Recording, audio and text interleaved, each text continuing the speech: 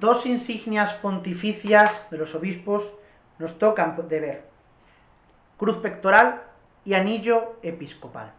La cruz pectoral tiene un origen sobre todo en la Edad Media, y era una cruz, se llama pectoral porque caía justo en el pecho, que se le daba a los abades o abadesas y significaba la jurisdicción que ellos tenían sobre un territorio en concreto, ¿no? El territorio de su abadía. Claro, tenemos que pensar un poquito que en la Edad Media las abadías eran poco menos que un pueblo, ¿eh? Era un gran convento en el que había herreros, había lecheros, había ganados, había campos, ¿no? Es decir, la gente vivía dentro de ese monasterio. Y por lo tanto, esa jurisdicción estaba marcada por esa cruz pectoral. Pronto los obispos toman este mismo signo para marcar también su jurisdicción en otro territorio que era su diócesis. Una característica peculiar que hoy lamentablemente no se usa es que normalmente las cruces pectorales llevaban o bien un trocito del Lignum Crucis, es decir, una reliquia de la Santa Cruz, o la reliquia de algún santo propio de aquel lugar, ¿no? Si por ejemplo había un santo enterrado en esa abadía, bueno, pues se cogía una reliquia y se ponía en la cruz. De hecho, o esto es el porqué, en la oración que luego pasó al misal para que los obispos la rezaran mientras se ponía en la cruz pectoral, encima de la dalmática y debajo de la casulla, dice estas palabras muy interesantes. Dice: dígnate, Señor Jesucristo, protegerme de todas las trampas de mis enemigos, por el signo de la Santísima Cruz, y dígnate concederme a mí, tu siervo indigno, que esta cruz que tengo sobre mi pecho, con las reliquias de tus santos en su interior, me permita tener siempre en mi mente el recuerdo de tu pasión y las victorias de los santos mártires. Frente a los enemigos, la cruz nos ofrece protección.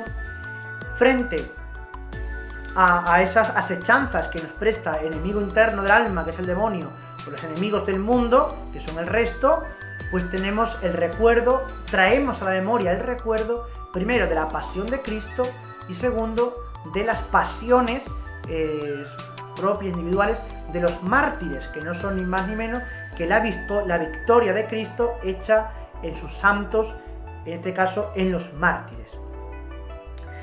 El segundo que vamos a ver, mejor dicho, ya el último, ¿no?, es el anillo episcopal, que este es también de una profunda raigambre bíblica. Tenemos algunos textos, como por ejemplo el capítulo 8 del libro de Esther, donde vemos que el anillo es un instrumento para sellar, o en Génesis 41, el faraón entrega a José un anillo como signo de confianza y de reconocimiento.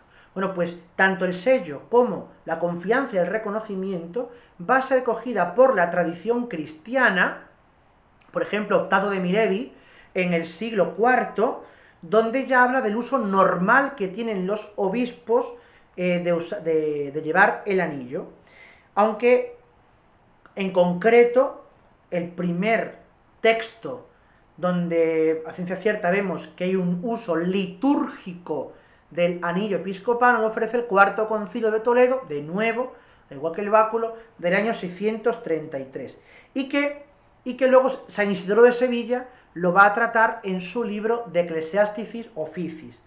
Dice así, San Isidoro de Sevilla, retomando el Concilio IV de Toledo: se le entrega también el anillo, se refiere al obispo, como signo del honor pontifical o como sello de sus secretos.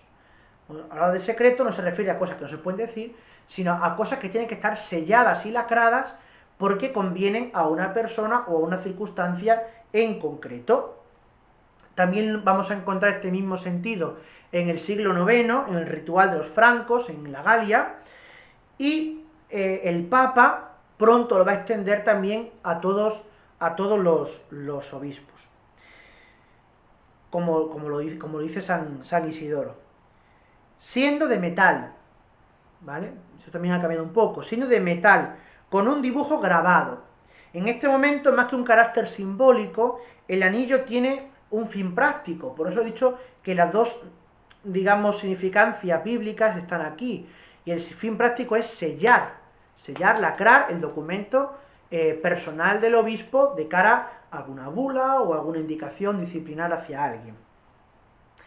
En el periodo feudal, ya estamos hablando del siglo X, siglo XI, todo esto, o siglo XII, todo este significado de sello se va perdiendo y adquiere ya un sentido más de fidelidad, más de esponsalidad, ¿no?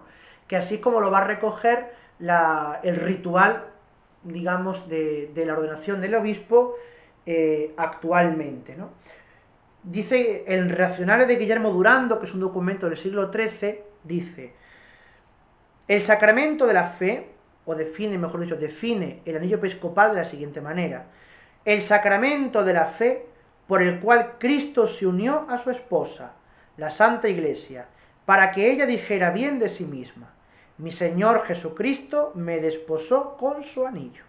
Por tanto, ahí tenemos la cuestión de la esponsalidad, que, como dije, queda recogida en el actual ritual de la ordenación de los obispos. Dice así, cuando se le pone el anillo al obispo: recibe este anillo, signo de fidelidad, y permanece fiel a la Iglesia, esposa santa de Dios.